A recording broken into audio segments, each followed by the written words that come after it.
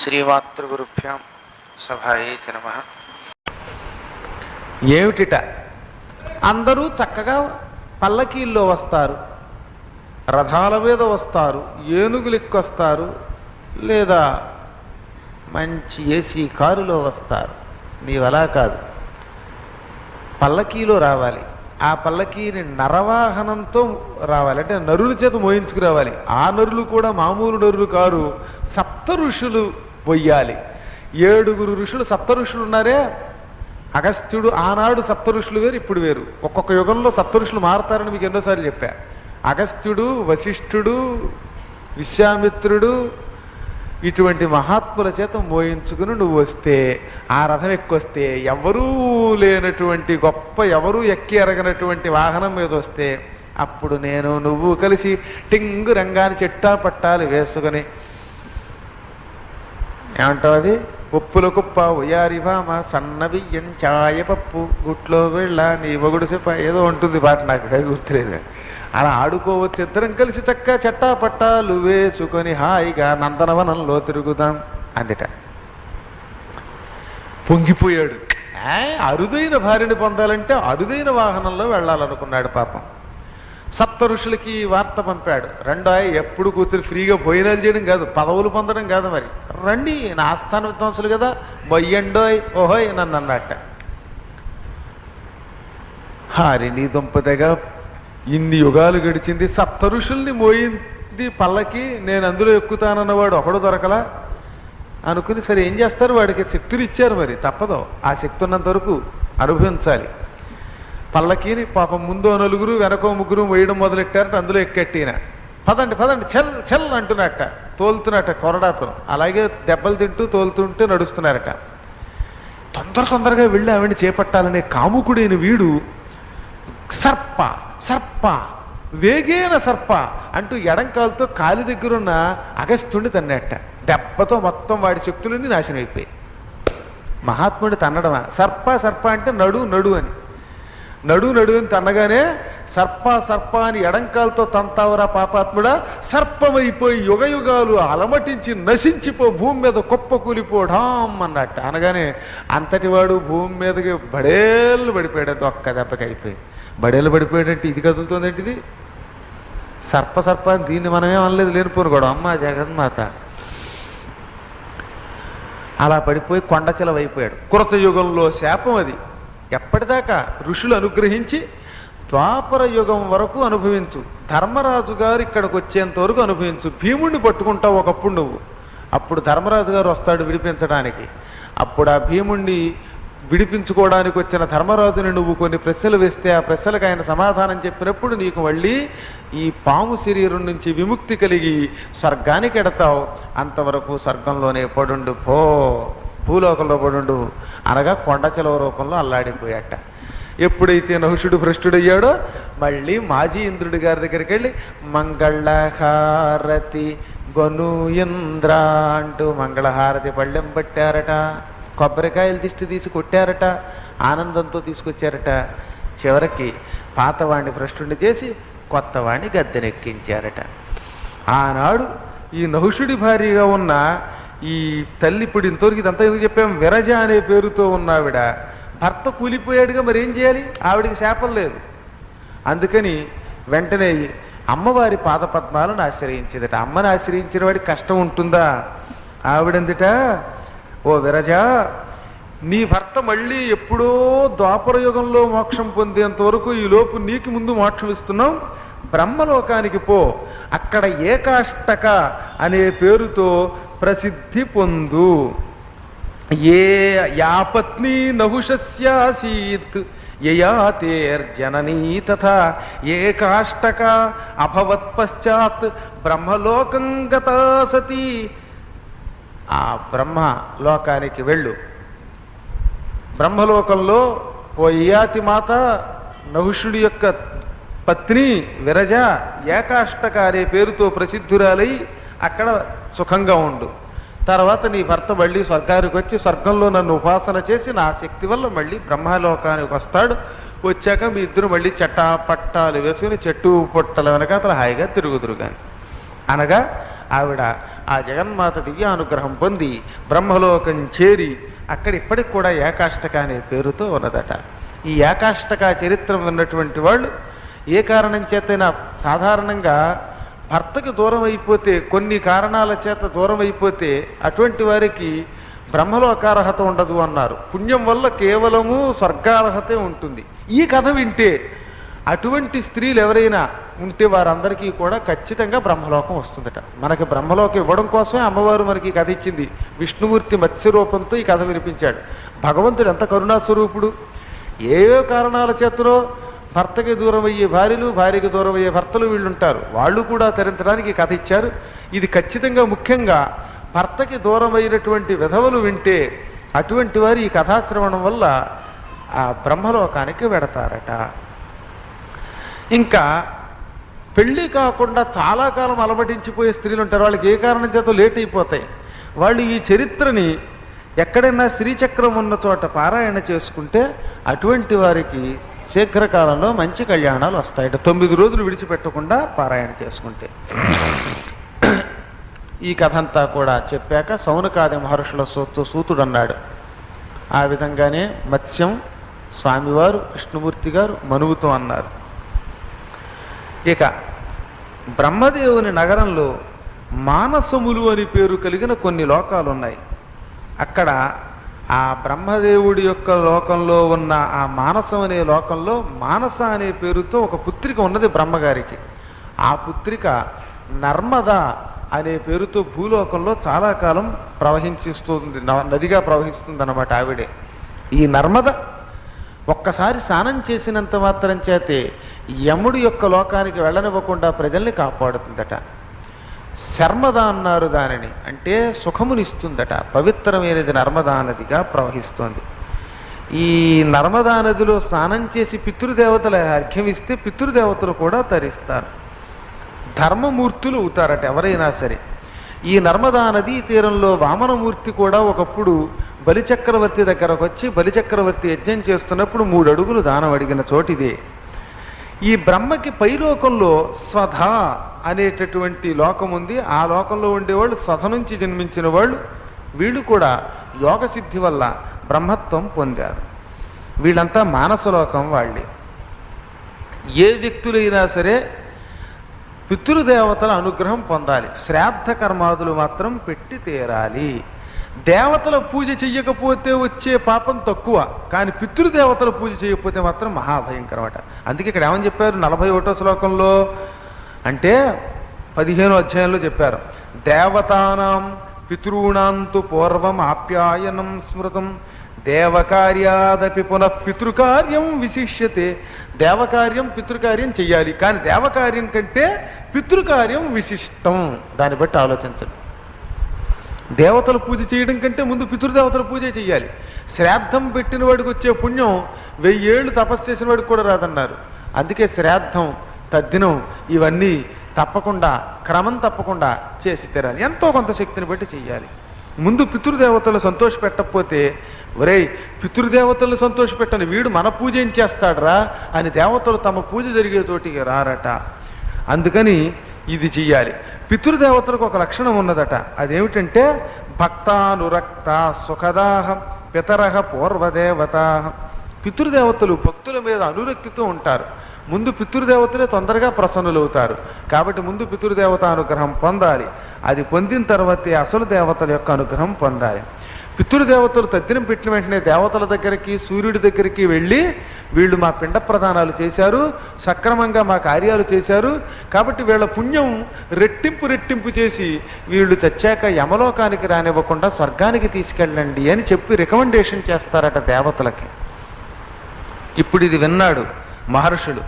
వాళ్ళు విని, ఓ సూత మహర్షి మాకు చాలా గొప్ప విశేషాలు చెప్పావు. శ్రాద్ధంలో చేయవలసిన పనులు, శ్రాద్ధంలో ఎవరిని భోక్తలుగా పిలవాలి, ఈ విశేషాలు కూడా వివరించండి అనగా ఆయన ఇలా చెప్పాట. శ్రుత్వై తత్సర్వమఖిలం మనుఃపప్రచ్ఛకేశవం శ్రాద్ధకాలంచ వివిధం శ్రాద్ధభేదం తథైవచ. మీరడిగినట్టే మనువు కూడా మత్స్యావతారంతో ఉన్న విష్ణుమూర్తిని ఇలా ప్రశ్నించాడు. శ్రాద్ధంలో చేయవలసిన పనులు, శ్రాద్ధానికి ఎవరిని భక్తులుగా పిలవాలి, శ్రాద్ధంలో ఇలాంటి కాలం పాటించాలి, ఏ నియమాలు పాటించాలి, ఇవన్నీ నాకు చెప్పమని విష్ణువు మనువుకి చెబుతున్నాడు. శౌనకాది మహర్షులకి సూత మహర్షి నైమిషారణ్యంలో ఇవే విశేషాలు వివరిస్తున్నారు. అందులో భాగంగా యజ్ఞములు వాటి విశేషాల్లో పితృయజ్ఞం గురించి సూతుడు శౌనకాదులకి చెబుతున్నట్ట. అసలు సృష్టిలో యజ్ఞములు 5 రకాలు. అందుకే మనం ఏమంటాం, అమ్మవారిని కూడా పంచయజ్ఞ ప్రియ. 5 యజ్ఞములంటే అమ్మకి ఇష్టం. ఈ పంచయజ్ఞాలు ఏమేమిటి? దేవయజ్ఞం, పితృయజ్ఞం, నరయజ్ఞం, బ్రహ్మయజ్ఞం, గార్హస్థ్య యజ్ఞం. వీటికి మళ్ళీ పేర్లు మార్పులు ఉంటాయి, పాఠాంతరాలు. ఒక్కొక్క దానికి ఒక్కొక్క పేరు మళ్ళీ మారుతూ ఉంటాయి. వారి వారి సంప్రదాయాలను బట్టి యజ్ఞాల యొక్క పేర్లు మారతాయి. ఇందులో మనం దేవయజ్ఞము అంటే నిత్యం దేవతలకు అర్చన చేస్తున్నాం, అగ్నిహోత్రాలను వేలుస్తున్నాం. గార్హస్థ్య యజ్ఞాన్ని భూతయజ్ఞం అని కూడా అంటారు. భూతయజ్ఞం అంటే ప్రాణులకు ఆహ్లాదం, ఆనందం కలిగించే కార్యక్రమం. అందుకే గుళ్ళల్లో ఏం చేస్తారు, నివేదన చేశాక అన్నం తీసుకెళ్ళి అన్ని వైపున వేస్తారు. దాన్ని బల్యన్నము. బలి అంటే భోజనం అని అర్థం. బలి అనే శబ్దం ఇప్పుడు మారిపోయింది, చాలా భయంకరమైన అర్థంలో వాడుతున్నాం. బలి అంటే నరికి పారేయడం అని అర్థం వచ్చింది చివరికి. బలి అంటే అదే. బలి అంటే మనిషి శరీరం, ఏ జీవి అయిన శరీరం అయినా సరే నిలబడడానికి పనికొచ్చే ఆహారం, అదే బల్యన్నము అంటే. కాబట్టి ఏం చేస్తారు, ఇప్పుడు శివాలయం ఉంది, స్వామికి అర్చన చేశాక మన అర్చక స్వాములు భక్తి శ్రద్ధలతో ఇంటి దగ్గర అన్నం వండి, పవిత్ర అన్నం, ఆ అన్నాన్ని గుళ్ళో అన్ని మూలల్ని కాస్త కాస్త ముద్ద పెడతారు. ఈ ముద్దల్ని చీమలు, తొండలు, ఎలుకలు, కాకులు ఇవన్నీ తింటాయి. ఈ భూతములకు ఆహ్లాదం కలిగించే ఈ అన్నం భూతబలి.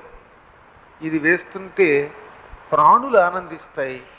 తక్కిన ప్రాణులు ఆనందిస్తేనే మానవుడు బతకగలడు. మానవుడు బతకాలంటే ఇంకొక 4 మీద ఆధారపడి ఉన్నాడు, ప్లస్ తన జాతి వాళ్ళ మీద. అందుకే పంచయజ్ఞాలు చేయాలి. సాటి మనిషికి ఆనందం కలగజేయాలి. ఇంటికి వచ్చి రాగానే గృహస్థాశ్రమంలో తన వీలుని పెట్టి అతిథిని పూజించాలి. ఫస్ట్ అతిథి కిల పూజార్హ ప్రాకృతోపి విజాన్నత. తెలియనివాడు, మూర్ఖుడు కూడా, చదువుకోనివాడు కూడా ఇంటికి వచ్చిన అతిథిని పూజించాలి. అసలు ఆ అతిథి పనికిమాలినవాడైనా పూజించాలి. ఎందుకంటే అతిథిగా వచ్చాడు వాడు. వాడు ఒట్టి పనికిమాలినవాడే అనుకున్న, వాడికి ఏం తెలియదు. అయినా అన్నం తినే టైంకి వచ్చాడు అనుకోండి, ఎంతో కొంత వాడికి పెట్టాలట. మామూలుగానే మనం ఇంటికి కాఫీ తాగే టైంకి ఎవడన్నా వస్తే గబుక్కురు కాఫీ ఇవ్వట్లా. పూర్వం నియమం అది. ఇవన్నీ పూర్వ నియమాలు. ఇప్పుడు కాలం మారిపోయి పెద్ద సమస్య వచ్చి పడిందంటే, ఎవడైనా ఇంటికి వచ్చినప్పుడు వాడిని తీరా పిలిచి లోపల కూర్చోబెడితే వీడు ఏం చుట్టబెట్టుకుపోతాడో అనే భయం ఎక్కువైపోయి పిలవడం లేదు. రాత్రిళ్ళు పగలు కూడా అసలు తలుపు తీయడానికే జింకేస్తున్నాం. చాలా చోట్ల ఇళ్లలో ఆడవాళ్ళు తాళం పెట్టేసుకుని ఇంట్లోంచి బయటికి రారు మధ్యాహ్నం పూట కూడా. మళ్ళా తన భర్త మొహం చూశాక ఆ భర్త కూడా నిజమైన భర్త అవునో కాదో తెలుసుకుంటే కానీ, మళ్ళీ మేకప్ వేసుకుని ఎవడన్నా దొంగ పీనుగు వస్తున్నాడేమో అదో అనుమానం అంటే. ఈ మధ్యన మైసూరులో ఒక ఆవిడ మొగుడు రాగానే ఒక గ్లాసు నీళ్లు మొహం మీద పోస్తుందిట కిటికీలోంచి. ఆ నీళ్లు మొహం ఆయన గౌక్కు తుడుచుకున్నాక ఆ మేకప్ అది ఏమీ లేకుండా చెరక్కుండా ఉంటే ఈయన మా ఆయనే. అది వాడు ఏ రంగైనా వేసుకొచ్చిన వాడు అయ్యి ఉంటే ఈ నీళ్ళకి కాస్త మొహం తేడా వస్తుంది కనుక వీడు కాదు అని కనిపెట్టాక తలుపు తీస్తుందిట ఆవిడ. సరే, ఇంకా మన వాళ్ళు అంత పాతివృత్యం జోలికి వెళ్ళడం లేదు, కానీ మొత్తం మీద ఇబ్బందిగా ఉంటుంది ఎవడన్నా కూర్చోబెడితే. ఈ ఇబ్బందుల వల్ల భూతయజ్ఞాలలో ఒకటైన అతిథి దేవోభవ అనేది వెళ్ళిపోయింది. అతిథిని పిలవడం మానేశాం, సాటి నరుణ్ణి. సరే, ఏదైనా వీలున్నంత వరకు ఈ యజ్ఞం అనేది సాగిస్తాం. అందుకని అప్పుడప్పుడు అన్నదానాలు వంక పెట్టి ఎవడో వాడికి భోజనం పెట్టాలి. ఎప్పుడో ఒకప్పుడు సాటి మానవుడికి అన్నం పెట్టని వాడు భ్రష్టుడైపోతాడని పూర్వం ఒక నియమం చేసేవారు. అతిథుల్ని పూజించడం చేత కాదు ఎలాగో ఇవన్నీ తెలియనప్పుడు ఏం చేసేవారంటే మంత్రోపదేశం చేసిన గురువు దగ్గరికి వెళ్ళి నెలకొకసారో వారానికి ఒకసారో స్వయం పాకం ఇచ్చి వచ్చేవారట. దాంతో దోషం పోతుంది. ఎందుకని ఈ గురువు మళ్ళీ ఎవడో ఒకడికి అన్నదానం చేస్తాడు కనుక. ఉదాహరణ మాబోటి వాళ్ళు ఇంటికి వచ్చారు, ఎప్పుడు ఎవరో ఒకళ్ళు పండితుల బృందం వస్తూనే ఉంటుంది, పోతూనే ఉంటుంది. నిత్యాన్నదానం అది మనం వద్దన్నా సాగవలసిందే, సాగుతూనే ఉంటుంది. వేసవికాలం వచ్చిందంటే ఇక చెప్పేక్కర్లా. కాబట్టి ఈ వంకతో ఈ బియ్యం అటు ఇంకోటి ఎవడికి ఉపయోగపడతాయి. ఇది ఒక సాధన. సరే, ఇక ప్రాణులకి ఆలయాలలో అయితే బల్యన్నం అనే పేరుతో ఇస్తున్నారు. మరి మనం ఏం చేయాలి? ఇంట్లో అన్నం తినేటప్పుడు కొంతమంది ఏం చేస్తారంటే వారి వారి సంప్రదాయాలను బట్టి అన్నం ఒక గుప్పెడు ముద్ద తీసి పక్కన పెడతారు. చూసారా, చాలామంది అన్నం ముందు మొదటి ముద్ద ఏం చేస్తారు, కలిపి పక్కన పెట్టేస్తారు. ఇది అయిపోయాక కాకులకి పెడతారు.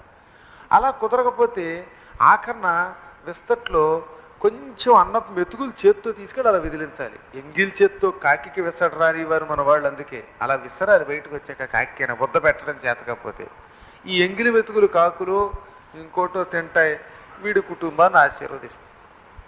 ఇది కూడా పితృయజ్ఞమే. కొంత పితృయజ్ఞంలో ఒక భాగం. కాకుల రూపంలో వాటి రూపంలో పితృదేవతలు సంతోషిస్తారు. మొత్తం విస్తరంతా నాకేసి చెయ్యంతా నాకేసి ఒక్క మెతుకు కూడా బయటవాడికి ఇవ్వకుండా ఖాళీ విస్తర అక్కడ పెట్టేవాడు వచ్చే జన్మలో భోజనానికి నోచుకోడు. అలాగని విస్తట్లో ఇంత అన్నాలు వదిలిపెట్టేయడం పాపం. మళ్ళీ ఆ వదలకుండా కొంచెం తీసి దాన్ని బయట కాకే పెట్టాలి, లేదా జంతువులకి పెట్టాలి. ఇంకా దేవయజ్ఞం. దేవయజ్ఞం అంటే ఏంటంటే ప్రతిదినము అన్నం వండేటప్పుడు అగ్నిహోత్రంలో వేల్చడం కానీ, లేదా దేవత నివేదన చేసి ఈ నివేదన చేసిన పై అన్నాన్ని సాధువులకో సన్యాసులకో పెట్టడం కానీ చేయాలి. సాధువులకి సన్యాసులకి పై యజ్ఞం అన్నం తీసి పెట్టడమే మధుకరము అని కూడా పేరు తెచ్చుకుంది. మన ఇంటికి విద్యార్థులు వస్తే వాళ్ళకి ఏం చేసేవారు? పూర్వం యాయవారం చేసుకుని కానీ వారాలు చెప్పుకుని కానీ బతికేవారు. ఆ వారాల అబ్బాయికి ఏం చేస్తాం, అన్నం వండినప్పుడు ఆ పై అన్నం ఉంటుంది కదా, దాన్ని తీసేసి కూర వేసి ముందు వాడికి పెట్టాక ఇంట్లో వాళ్ళు తినాలి. అదొక పద్ధతి. అంచేత ఈ వండిన అన్నంలో ఎంతో కొంత ఒక పుణ్యాత్ముడికి, ఒక సాధువుకి, ఒక విప్రుడికి వెళ్ళాలి. అలా తినడానికి వీలు లేని పరిస్థితి ఉంటేనో దానికి మళ్ళీ మందుకే చెప్పారు, స్వయం పాకం ఇవ్వాలి. వండుకుంటావా లేకపోతే ఇంటికి వెళ్ళి వండుకుంటావా అని. ఆ ఇచ్చే వ్యక్తి ఈ పితృ దేవయజ్ఞంలో మటుక్కి అతడు పూజ్యుడై అర్హుడై ఉండాలి. మిగతా అన్నం పెట్టేటప్పుడు ఇంటికి ముష్టాడు ఎవరికైనా పెట్టి, దేవయజ్ఞం పేరు చెప్పిచ్చేటప్పుడు మాత్రం అవతల వాడు సద్గుణ సంపన్నుడు కానీ లేకపోతే పూజ్యార్హత ఉన్నవాడు కానీ అయి ఉండాలి. వాళ్ళు చదువు పూజ్యం అన్నవాడికి ఇస్తే ఇది పూజ్యార్హత అవదు. ఇలా పంచయజ్ఞములు చెయ్యాలి. ఆ పంచయజ్ఞములలో ఉత్తమమైన యజ్ఞం ఏమిటి అంటే అదే పితృయజ్ఞం, అదే శ్రాద్ధం, అదే తద్దినం. ఆ యజ్ఞానికి అందరినీ ఎవరిని పడితే వాడిని భోక్తలుగా పిలవడం, ఎవరిని పడితే వాడిని చెయ్యమని పిలవడం తప్పట.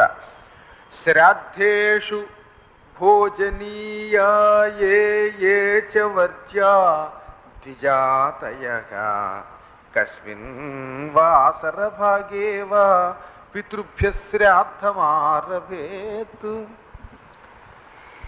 మనువు కేశవుణ్ణి అడిగాడు, అంటే మత్స్యావతారాన్ని అడిగాడు, స్వామి శ్రాద్ధం ఏ కాలములో జరపాలి? ఉదాహరణకు ఒక ఆయన పంచమి నాడు పోయాడు. ఆ పంచమి నాడు ఎన్నింటికి కాలం అంటే అన్నమాట టైం. తర్వాత శ్రాద్ధం విశేషాలు ఏమిటి? శ్రాద్ధమునందు ఎవరిని భోజనానికి పిలవాలి, అసలు ఎవరిని భోజనానికి పిలవకూడదు, పితృశ్రాద్ధం ఆచరింపదగిన కాలం, ప్రదేశం. ప్రదేశం కూడా ఎక్కడ పడితే అక్కడ చేయొచ్చా చేయకూడదా? పితృదేవతలు ప్రీతి చెందాలి అంటే ఈ శ్రాద్ధ ఆచరణ విధానం తెలియజేయి. ఎందుకనంటే దేవయజ్ఞం చెయ్యకపోయిన వాడిని కూడా దేవుడు క్షమిస్తాడు, భూతయజ్ఞం చేయని వాడిని క్షమిస్తాడు, తక్కిన అగ్నిహోత్రాదులు చెయ్యని వాడిని, బ్రహ్మయజ్ఞం చెయ్యని వాడిని కూడా క్షమిస్తాడు. కానీ పితృయజ్ఞం చెయ్యకపోతే మాత్రం పొరపాటున క్షమించడట. చాలా ఆగ్రహం కలిగేస్తుందట భగవంతునికి. అందువల్ల ఎట్టి పరిస్థితులలోనూ పితృయజ్ఞం చేసి తీరాలి. హరివాసుదేవ నమః. పార్వతీపతే హర హర మహాదేవ. అంచేత పితృయజ్ఞం ఆచరించాలి కాబట్టి ఆ పితృయజ్ఞ విశేషాలు తెలియచేయమన్నాడు. ఆయన చెప్పాడట మత్స్యనారాయణుడు మనువుతో. అన్నం, కూరగాయలు, పెరుగు, పళ్ళు, పాలు ఈ పదార్థాలతో కానీ నీటితో కానీ నిత్యశ్రాద్ధము అనేది మొట్టమొదట చేయాలి. నిత్యశ్రాద్ధం అంటే ఏమిటంటే ఇది చాలా గుర్తుపెట్టుకోండి మీరు. ప్రతి దినము మనం శ్రాద్ధం పెట్టాలి. దానికి నిత్యశ్రాద్ధము అని పేరు. నిత్యశ్రాద్ధం అనగా నువ్వు అన్నం వడ్డించుకుంటావు కదా విస్తట్లో, ఆ వడ్డించుకున్నప్పుడు ఒక గుప్పెడు ముద్ద కూరగాయలతోటి నేతితోటి పెరుగుతోటి కలిపి ఈ ముద్దని విస్తరి యొక్క అగ్రభాగమునందు ఇలా విస్తరి వేసుకుంటే ఆ చివరి భాగం ఉంటుంది కదా, మనకు ఎదురుగుండా ఉన్న భాగం, ఆ అగ్రభాగం మీద పెట్టేయాలి. ఆ తర్వాత ఆపోసన పట్టి భోజనం చేసేసిన తర్వాత ఈ చిట్ట చివరి ఈ ముద్దని చెయ్యి కడుక్కున్నాక చెయ్యి కడుక్కోవాలి. కడుక్కుని అప్పుడు ఈ ముద్ద తీసుకెళ్ళి కాకులు అవి వచ్చేటటువంటి చోట దాన్ని పెట్టాలి. భక్తితో నమస్కారం చేసుకుని అటు చూడకుండా వెనక్కి వచ్చేయాలి. పెట్టేశాక అటు చూడకుండా వెనక్కి వచ్చి కాళ్ళు కడుక్కోవాలి. ఇది నిత్య శ్రాద్ధము అంటారు. అన్నం దొరకదనుకోండి ఈ నిత్య శ్రాద్ధానికి. రైల్లో ఉన్నాం, అన్నం ఎక్కడ దొరికింది? హిమాలయాలకు వెళ్ళాం, అక్కడ అన్నం పెడతాడా? ఒక కాఫీయో టీయో అరటిపండో బిస్కట్టో పెడేస్తాడు. అప్పుడు ఏం చెయ్యాలి? అన్నము లభ్యం కాకపోతే అంటే అక్కడ కూడా చెప్పారు, అన్నము లభ్యము కాని చోట పళ్ళు, పాలు మున్నగు వాటితో చేసేయచ్చు, ఏం పర్వాలేదు, వీటికి ఏం దోషం లేదు అని చెప్పేశాడు ఆయన. ఫలాలు వీటిని చేయటమే. దుంపలు, ఆఖరికి మనకి ఈ కాలంలో దొరికే బిస్కెట్లు ఉంటాయిగా, అవి కూడా ఇచ్చేయచ్చు, ఏం పర్వాలేదు.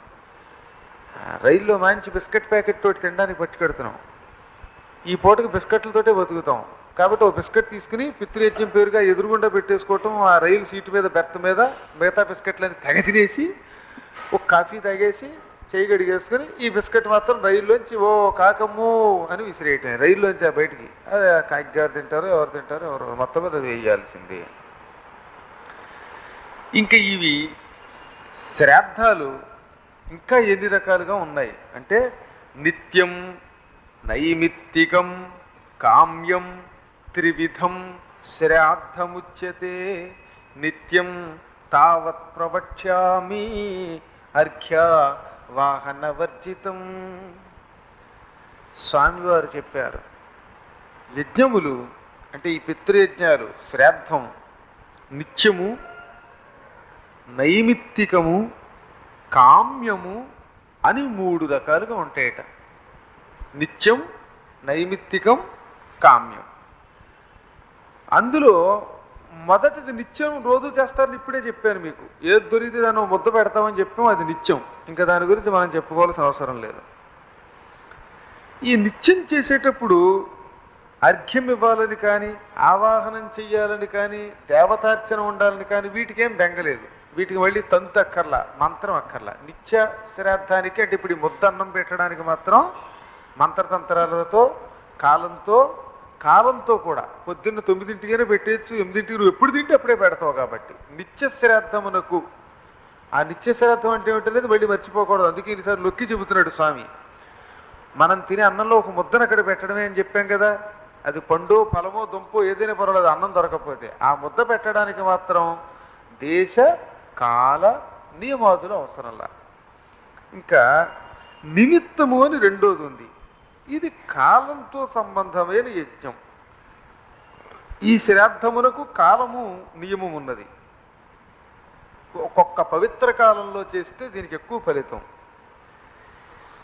ఇందులో కూడా పార్వణ శ్రాద్ధము, సాధారణ శ్రాద్ధము, అభ్యుదయ శ్రాద్ధము అని 3 రకాలు.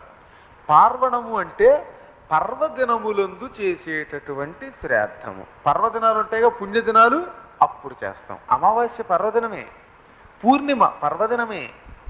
ఇలాంటి పర్వదినాలలో సంక్రాంతి వచ్చింది, అది పర్వదినం. ఈ పర్వదినములలో పెట్టే శ్రాద్ధమును పార్వణ శ్రాద్ధం అంటారు. మీరు ఈ ఘట్టమే ఎక్కువ శ్రద్ధగా వినాలి. ఇంచేతంటే ఇవాళ మన కష్టాలకి ముఖ్యంగా సంతానాదులు లేని వాళ్ళందరికీ ఈ పితృదేవతల అనుగ్రహం లేదు అని గుర్తుపెట్టుకోండి ఎప్పుడైనా సరే. వాళ్ళు మరింత జాగ్రత్తగా వినాలి, చెవులు రిక్కించి వినాలి. ఐశ్వర్యంలో వ్యాపారాదులలో దివాళా ఎత్తుతున్నాము అంటే కూడా వాళ్ళకి పితృదేవతల అనుగ్రహం లేదు. పిల్లలు పాడైపోయి చదువుకోకుండా వ్యసనపరులు అవుతున్నారంటే కూడా పితృదేవతల అనుగ్రహం లేదు. వాళ్ళందరూ కూడా ఇవి శ్రద్ధాసక్తులతో వినాలి. ఈ పార్వణ శ్రాద్ధము అంటే ఏమిటి అంటే పర్వదినములలో చేసేటటువంటి శ్రాద్ధము. శుక్లపక్షం కృష్ణపక్షాలలో చతుర్దశి, అష్టమి, పూర్ణిమ, అమావాస్య. చతుర్థి, అష్టమి, చతుర్థి అంటే చవితి అంటాం దాన్నే మనం. ఆ తర్వాత అష్టమి, పూర్ణిమ, అమావాస్య. ఈ 4 రోజులలో చేసే శ్రాద్ధాన్ని పార్వణ శ్రాద్ధం అంటాం. ఇంకా మళ్ళీ ఇందాక చెప్పినట్టే సంక్రాంతులు, శివరాత్రులు ఇలాంటప్పుడు చేసేది కూడా పార్వణ శ్రాద్ధమే. ఇక రెండవది సాధారణ శ్రాద్ధం. ఈ సాధారణ శ్రాద్ధం అంటే మనం ఎక్కడికైనా తీర్థయాత్రలకు వెళ్ళినప్పుడు, అది ఏ తీర్థమైనా నదీ స్నానానికి వెళ్ళినప్పుడు అక్కడ కూడా పితృదేవతలకి తర్పణాలు ఇచ్చేస్తాం. అది సాధారణ శ్రాద్ధం. పితృదేవతలకి తర్పణ ఇస్తే వాళ్ళు చాలా సంతోషిస్తారట. అందుకే ఆఖరి నేను మీతోటి వింధ్యవాసినికి అప్పుడు వెళ్ళినప్పుడు ఆడ మగ వాడు వీడని తేడా లేకుండా సంకల్పం చెప్పినప్పుడు నీళ్లు తర్పణం ఇప్పించినప్పుడు ఏం చెప్పాను? పితృదేవతాన్ తర్పయామి అని. ఆ తర్పయామి అనడంతో ఈ నీళ్లతోటే సంతోషిస్తారట వాళ్ళు. ఈ నీరు వారి పాలిటి ఆహారమై వారిని ఆనందపెట్టి తద్వారా మళ్ళీ మిమ్మల్ని ఆనందపెడుతుంది. సముద్రం నీరు ఆవిరై ఆకాశంలోకి మేఘంగా విడితే దానివల్ల లాభమా నష్టమా? వెంటనే అది మేఘమై భూలోకంలో చల్లగాలి తగిలినప్పుడు వర్షం కురిసి మళ్ళీ మనకే ఇస్తుంది. సముద్రం నీరు ఎండింది అంటే ఆ ఎండిన నీరు భూమికి వస్తుంది ఆవిరి. అలాగే పితృదేవతలకి మనం ఇచ్చే తర్పణ తిరిగి మళ్ళీ మనకి వర్ష రూపంలో అనుగ్రహింపబడుతుంది, మనల్ని అనుగ్రహిస్తుంది. ఇక ఇక్కడ శ్రాద్ధంలో చెయ్యవలసినవి 3 ఉన్నాయి. హోమం చేస్తాం, బ్రాహ్మణ భోజనం, పిండదానం. మీరు ఎప్పుడైనా ఇంట్లో తద్దినం పెట్టేటప్పుడు చూడండి, అగ్నిహోత్రం వేలుస్తారు. అది అగ్నిహోత్రం అయ్యాక అందులో పిండం కూడా కాలుస్తారు, మీకు తెలుసు కదా. తర్వాత భోక్తల్ని 1-2 భోక్తల్ని పెడతారు. ఇటు పితృదేవత స్థానం ఒకడిని మరొకడిని ఇద్దరిని పెడతారు. పెట్టి ఇద్దరికీ కూడా ఆపోసన వడ్డించి పూజించి భోజనం పెడతారు. ఇద్దరు అందులో ఒకడు తూర్పు దిక్కుకి తిరిగి కూర్చోవాలి, ఒకడు ఉత్తరం దిక్కుకి తిరిగి కూర్చోవాలి. అంచేత ఇద్దరికి భోజనం పెట్టడం బ్రాహ్మణ భోజనం. అంచేత మొదటిది హోమం, రెండవది బ్రాహ్మణ భోజనం, మూడవది కార్యక్రమం పిండదానం. 3 పిండాలు చేయిస్తారు. అందులో ఉదాహరణకి తండ్రికి శ్రాద్ధం పెట్టాలంటే ఈ తండ్రి యొక్క తండ్రి తాత, ఆ తాత యొక్క తండ్రి ముత్తాత, ఈ ముగ్గురికి 3 పిండాలు పెట్టిస్తారు. ఇది ఆపస్తంభ ధర్మసూత్ర వ్యాఖ్యానం హరదత్తుల వారు చెప్పారు అని. ఆ ఆపస్తంభ సూత్ర వ్యాఖ్యానం భగవంతుడు చెబుతూ కూడా మళ్ళీ వేదాలే ఉపాయం మరి కదా, సూత్రాలను ఆధారంగా చేసుకుని చెప్పాడు ఆయన.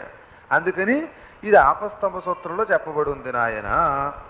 పార్వణేయే నియోజ్యాస్తుత్రాన్ శృణుష్వనరాధిప పంచాగ్ని స్నాతకశ్చైవ త్రిసువర్ణ షడంగవిత్ శ్రోత్రియసుతో విధివాక్య విశారదగా సర్వజ్ఞో వేదవిత్సత్రీ జ్ఞాతవంశకులాన్వితః పురాణవేత్త ధర్మజ్ఞః స్వాధ్యాయ జపతత్పరః శివభక్తః పితృవరః సూర్యభక్తో అథ వైష్ణవః బ్రహ్మణ్యో యోగవిచ్ఛాంతో యుంజితాత్మా సుశీలవాన్ భోజయేచ్ఛాపి దౌహిత్రం యత్న తస్య సురం గురుం. ఆప, ధర్మ, ప్రశ్న, పటల, ఖండిక, సూత్రం, తర్పణం ఇవన్నీ పిండదానమే. ఇందులో నీరు, ధర్మము, ప్రశ్న, పటలం, కండికలు, సూత్రం, ఆఖరిన తర్పణం నీళ్లు. భోజన పిండం మీద కూడా నీళ్లు పోయిస్తారు, నువ్వులు నీళ్లు. ఇవన్నీ పిండదానం.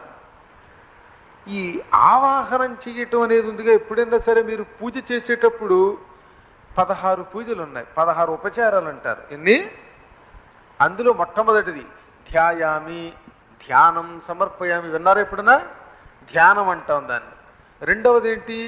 ఆవాహయామి, ఆవాహనం సమర్పయామి. ఆవాహనం అంటే ఒక ముద్ర, ఇలా 2 చేతులు అరచేతులు ఇలా పెట్టి భగవంతుడికేసి, పితృదేవతలకేసి, ఆ పిండంకేసి పెట్టి ఇలా చూపిస్తే ఇది ఆవాహన ముద్ర. ఊరికే మన వాళ్ళు ధ్యాయామి అయిపోయింది, ఆవాహయామి అయిపోయింది. ఆవాహనం అంటే అలా చూపించాలి ఆ ముద్ర. ఆ తర్వాత సింహాసనం. సింహాసనం కోసం నిజంగా సింహాసనం తీసుకొచ్చి ఇస్తే పర్వాలేదు అనుకోండి, కానీ మనం ఏం చేస్తున్నాం? సింహాసనం పేరు చెప్పి ఒక పువ్వో 4 అక్షతలో వేస్తున్నాం. రోజు ఎక్కడ సింహాసనం చేయించగలం? మన దగ్గర ఆ కెపాసిటీ భగవంతుడు ఇచ్చినప్పుడు ఎలాగో చేయిద్దాం.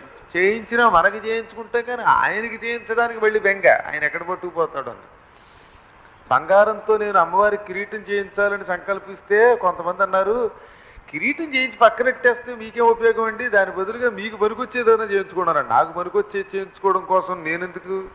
అమ్మవారికి సువర్ణ కిరీటం అనేది ఎందుకనంటే రాబోయే కాలం ఒక భయంకరమైన బీభత్సకాండం ఉంది అని మీకు భవిష్య పురాణాల్లో చెప్పి చెప్పి చెప్పి విసిగిపోయా. అవి చెప్పినవన్నీ జరుగుతున్నాయి. నిన్నగాక మొన్న వెళ్ళి అంబికా కృష్ణ గారు ఫోన్ చేశారు. ఆ క్యాసెట్ ఎంత శ్రద్ధ, ధారణ, అమోఘమైన ధారణ శక్తి. ఒకసారి ఆయన బుర్రలో పెడితే మర్చిపోరు. చెప్పినవాడు మర్చిపోతారు, విన్నవాడు మిగతా వాడు మర్చిపోవచ్చు, కానీ ఇక్కడికి రాకుండా విని మర్చిపోకుండా మళ్ళీ మనకి పరీక్ష.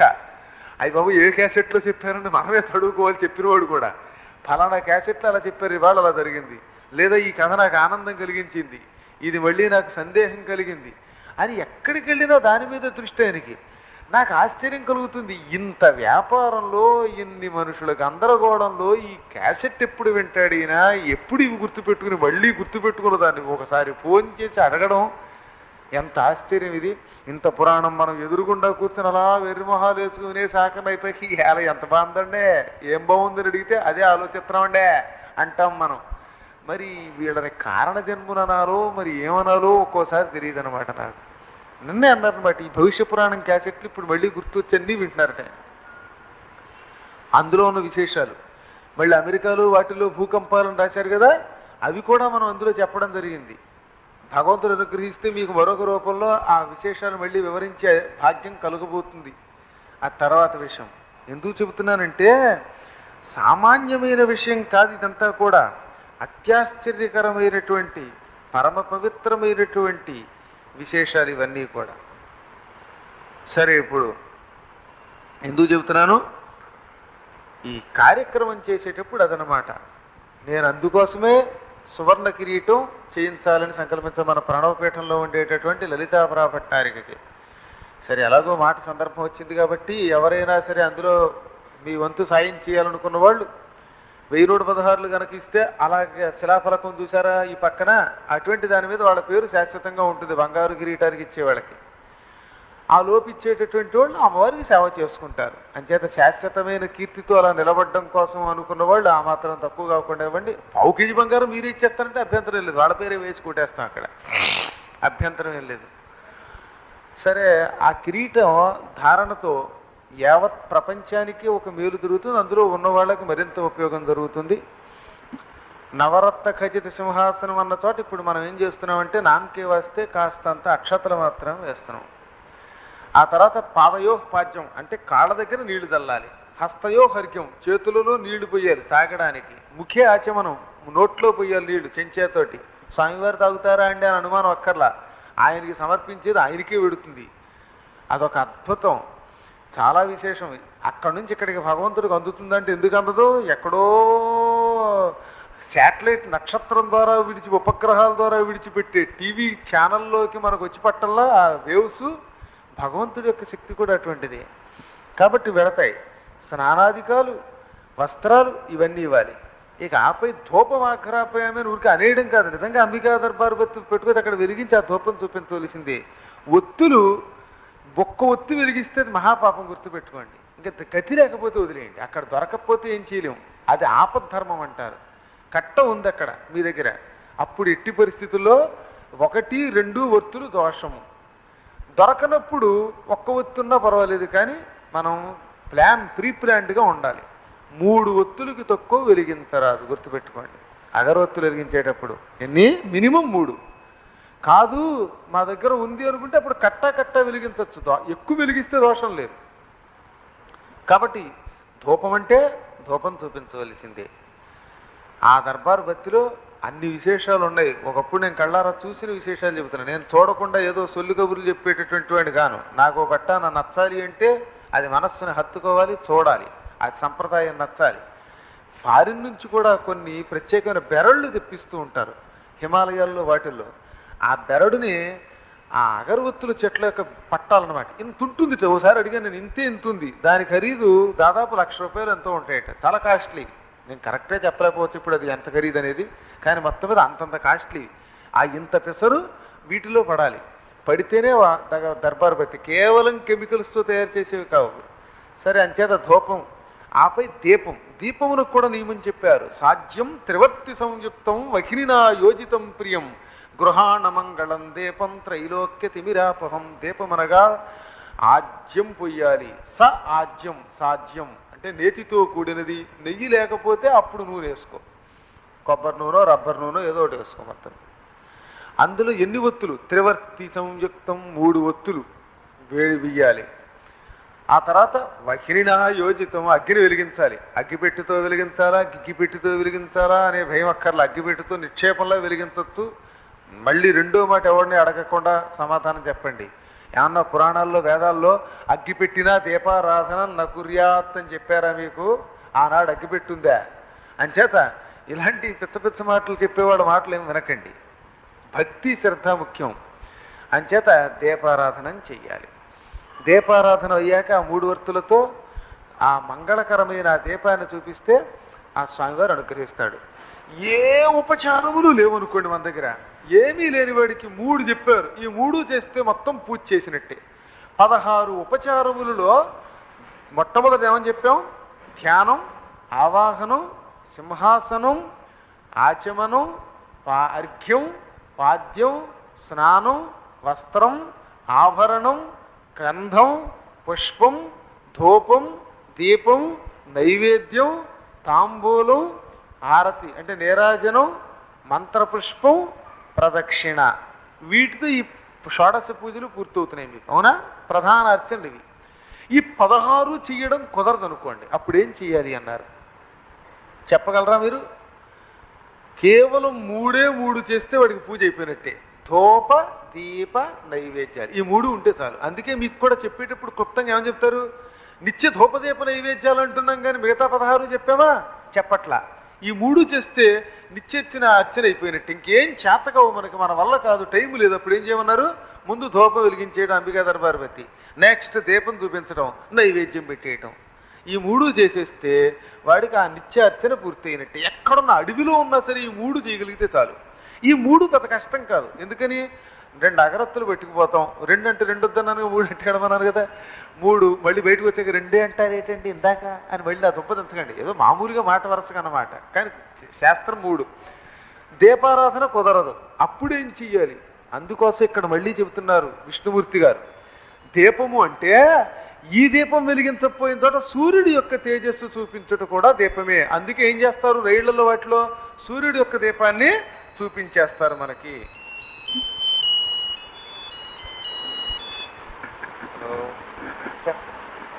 చెప్పండి దేవ. కాబట్టి సూర్యుడి యొక్క కాంతిని చూపించడం కూడా అది మనకి దీపమే. ధూపం, దీపం, ఆపై నైవేద్యం. నైవేద్యానికి మీకు కూడా ఏ చిప్స్ అంటే పొటాటో చిప్స్ కావు, మీకు కూడా వేయించేసిన బంగాళాదుంప చిప్స్ అని పట్టుకొస్తారు. మనం నిజంగా జరిగింది, అందుకని మీకు మళ్ళీ చేదస్తంగా చెప్పవలసి వస్తుంది. కలియుగ ప్రభావం ఇదో విచిత్రమైన కర్మల్లాగా పట్టుకుంటున్నాయి. చిప్స్ పెట్టండి అన్నాను, గబుక్కుని చిప్స్ అంటే పటీ బెల్లం చిప్స్ అని చెప్పడం మర్చిపోయాట. బంగాళాదుంప చిప్స్ అని ఉన్నాయట, అవి వేయించి పట్టుకొచ్చేసింది. ఆవిడ తినడానికి రైల్లో అవి పట్టుకొచ్చి నివేదన చేస్తానంటుంది. ఇంకా గతి లేనప్పుడు పెడతాం, కానీ అది శాస్త్ర విరుద్ధం కదా ఇవన్నీ. మీరు తినడానికి మీ నైవేద్యం, మీ పొట్ట పూజకి అది. ఆత్మారామార్చనకి రాముడికి మాత్రం పటీబెల్ల చిప్సో ఆ, నా మటుకు అంత జీడిపప్పు బోడిపప్పు అదేదో కిస్మిస్ అంటారు చూడండి, అవి కొంచెం పట్టుకుపండి, ఈ 3 ఇచ్చేయండి, కుదిరితే 16 చేయండి. ఈ ఉపచారములు చేయవలెను. ఇక ఈ భోజనానికి శ్రాద్ధమునులో భోజనమునకు పిలవదగిన బ్రాహ్మణోత్తములు తెలిపాడు. ఇందాక నేను చదివిన శ్లోకాలకి వివరం ఇంత ఉందన్నమాట. శ్లోకం ఏమో నామకే వస్తే ఇంత కనపడుతుంది, ఒక్క అక్షరానికి ఇంత భాష్యం ఉంది చూడండి. మరి ఈ భోజనంలోకి ఎవరెవరిని పిలవాలి? పంచాగ్నిహోత్రాలని అనుష్ఠానం చేసేవాడిని. పంచాగ్నిహోత్రాలని 5 అగ్నిహోత్రాలు ఉన్నాయి. ఈ 5 అగ్నిహోత్రాలని ఎవరు చేస్తారో వారిని భోజనాన్ని పిలవాలట. అంటే ఏమిటి? దక్షిణాగ్ని, మొదటి అగ్ని ఏమిటి? దక్షిణాగ్ని. రెండవది గార్హపత్య అగ్ని, మూడవది ఆహవనీయ అగ్ని, నాలుగవది సభ్యాగ్ని, ఐదవది అవసత్య. ఈ 5 అగ్నుల్ని పంచాగ్నులు అంటారు. ఈ పంచాగ్నులు ఎలా చేయాలనేది మీరు గురుముఖత నేర్చుకోవాల్సిందే. ప్రస్తుతం మీకు పంచాగ్నులు అంటే ఏంటో చెబుతాం అంతే. ఆ పంచాగ్నులు చేయాలనే కోరికుంటే అది పెద్ద గొడవ. గురువు గారికి బాగా వ్రతం అని ఉంది. వేదాలు చదివాక ఆఖరణ పూర్వం స్నానం చేయించి ఉపనయనం చేసి అయిన వాడికి ఎలా చేస్తారో అలాగో స్నానం చేయించి నెత్తి మీద అక్షతలు తల్లి ఓ ఛత్రం ఇచ్చేది చేస్తారు. ఇప్పుడు అది పోయి అవన్నీ పోయి స్నాతకోత్సవం అంటే కాన్వొకేషన్ అనే పేరు పెట్టి యూనివర్సిటీలో ఆ సర్టిఫికెట్ మడత పెట్టి ఎత్తి మీద పెడుతున్నారు, టోపీ కోటును. ఇది స్నాతక వ్రతం కాదు, ఇది బూతక వ్రతం. పూటక వ్రతం అనేది ఉత్తి బూతిది. ఇది స్నాతక వ్రతం ఏంటి? చక్కగా పవిత్రంగా నెత్తి మీద స్నానం చేయించి మంత్రాక్షతలు చల్లి ఆ యొక్క యజ్ఞ జలం చల్లి అప్పుడు వాడు నెత్తి మీద పెట్టాలి. అది స్నాతక వ్రతం అంటే. మరి ఏమిటిది? పేరు ఏదైనా పెట్టేసుకుంటారులేండి, వాళ్ళు అందరూ అలాగే పెట్టుకుంటారు. పరిశుద్ధ అంటే ఆ మాట వింటేనే హడులు ఎత్తిపోట్ల మనకి, మన పేరును వాళ్ళు కొట్టేలో కొంతమంది వాళ్ళు. అలాగే ఇదిని స్నాతక వ్రతం అనేది యూనివర్సిటీ వాళ్ళు తగలబెట్టిన ఒక గొప్ప విశేషం అన్నమాట. స్నాతకము అంటే ఈ స్నానవ్రతం అంటే వేదములు బాగా చదువుకున్న వాడికి మంత్రపూర్వకంగా చేసే ఒకనొక ప్రక్రియ. అప్పటితో పూర్వం ఏం చేసేవారు? వేదాలకి పట్టా ఇస్తారనమాట. ఈ పట్టా పుచ్చుకుని నువ్వు ఆరితేరేవు అని మంత్రపూర్వకంగా ఇవ్వాలి, యజ్ఞ జలాన్ని చల్లి. ఇక ఋగ్వేదంలో చతుష్క వర్ణ అని పేరు కలిగిన 3 రుక్కులు ఉన్నాయి. లేదా ఎందుకంటే అన్ని వేదాలు ఎవరు చదువుకోలేకపోవచ్చు. కలియుగంలో ప్రతివాడు వేదాలు చదువుకున్న వాడిని భక్తగా పిలవాలంటే ఎక్కడ దొరుకుతారు? యుగ ప్రభావం అది.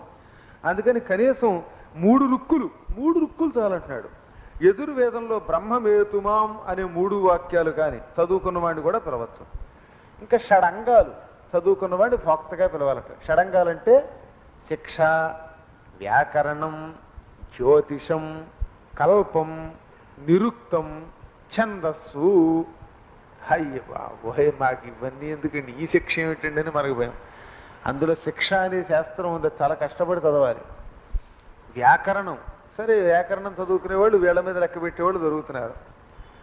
జ్యోతిషం, కల్పం, నిరుక్తం, ఛందస్సు. ఒకటి వస్తే ఒకటి రావు. ఈ వచ్చినవి కూడా ఎంతమంది వాళ్ళ జ్యోతిష శాస్త్రవేత్తలకి సంస్కృత శ్లోకాలకు అర్థం చెప్పగలరు చెప్పండి? మీరు ఒకసారి అడగండి. మీరు జ్యోతిష్కుల దగ్గరికి వెళ్ళినప్పుడల్లా ఏమండి మీరు జ్యోతిష్యం చెబుతున్న ఈ శ్లోకంలో అక్షరానికి తాత్పర్యం చెప్పండి అని అడగండి ఒకసారి. బయటపడుతుంది బండారం.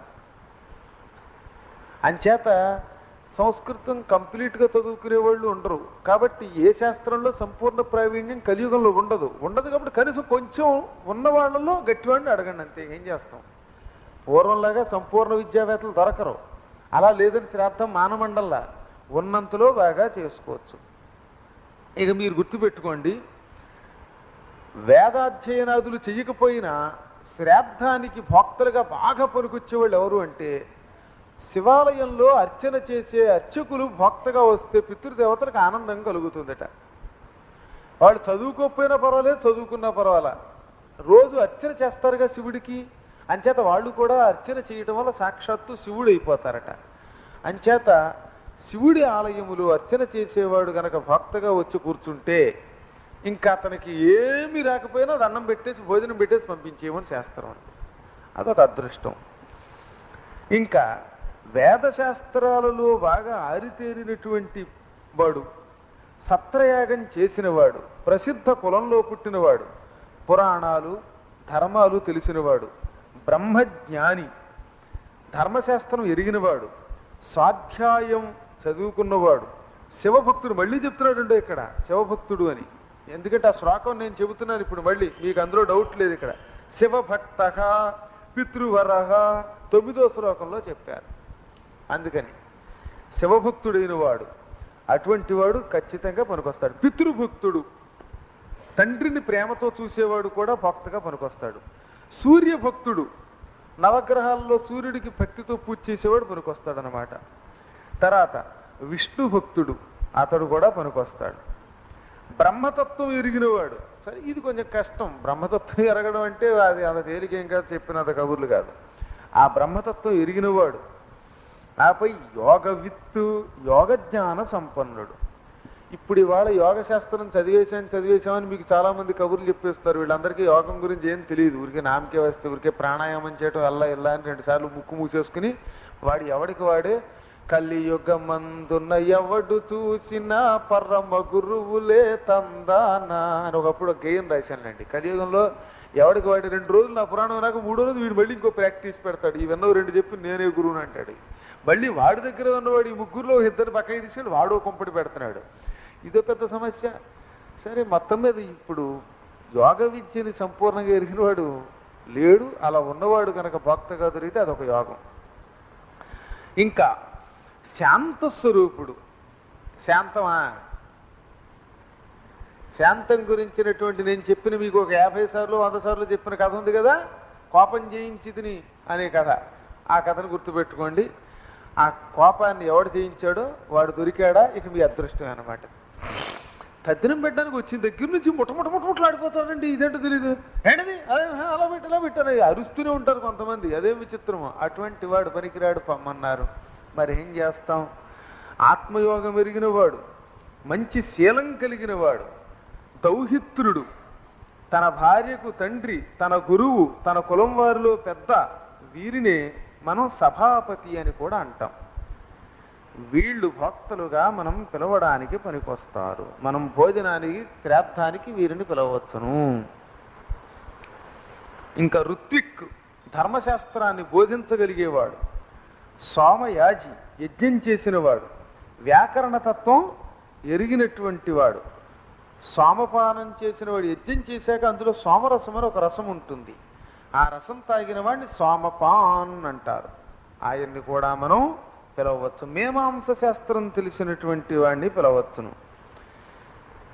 ఇక ఆపై శాస్త్రాన్ని చక్కగా చర్చించి దాని అర్థాన్ని లోకంలో వివరించగలిగే గొప్ప పండితుడు ఎవడైతే ఉంటాడో ఆ పండితుడిని తప్పనిసరిగా భోజనానికి భోక్తగా పిలవచ్చు. వస్తే రారు వాడు. నాబోటి వాడిని భోక్తగా రమ్మంటే వస్తాడా? 1000 రూపాయలు ఇచ్చిన రాడు. ఎంచేత 1,00,000 రూపాయలు ఇచ్చిన రాడు. కిరీటానికి 1/4 కేజీ బంగారం నేనే ఇస్తా ఉన్నా రాడు.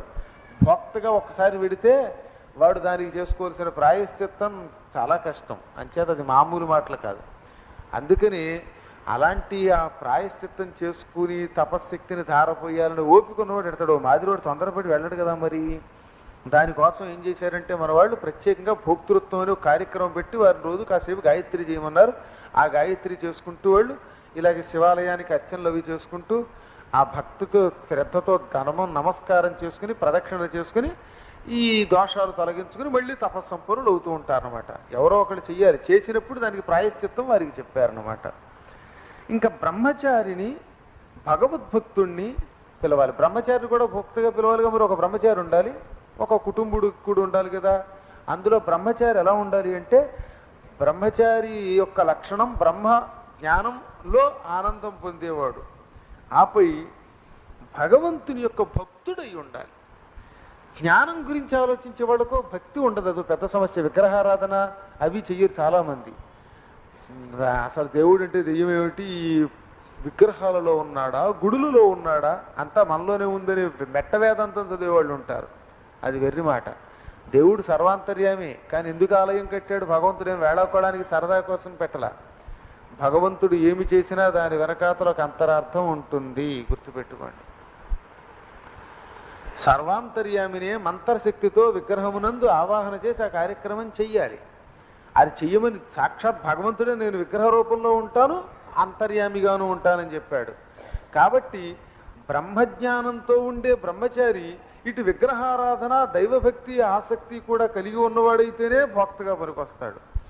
ఈ విగ్రహారాధన మీద ద్వేషం కలిగిన వాడు ఎవడూ కూడా భక్తగా పనికిరాడు.